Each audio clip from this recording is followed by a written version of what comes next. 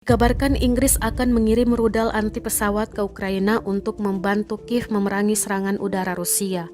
Hal itu disampaikan Menteri Pertahanan Inggris Ben Wallace kepada Dewan Rakyat Inggris pada Rabu 9 Maret 2022. Menurut Wallace, penting bagi Ukraina untuk mempertahankan kemampuannya untuk terbang demi menghadapi serangan udara Rusia.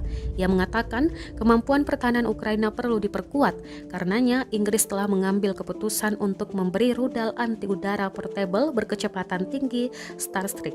Ia menegaskan sistem ini akan memungkinkan pasukan Ukraina untuk mempertahankan langit mereka dengan lebih baik.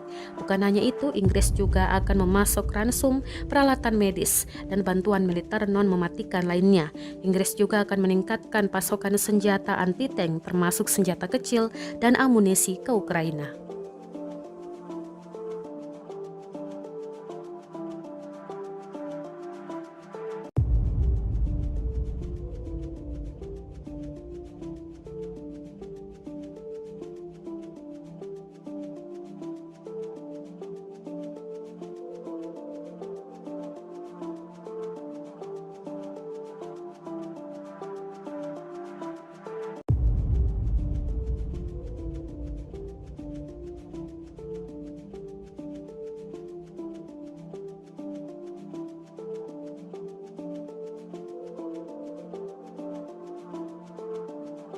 Terima kasih sudah nonton.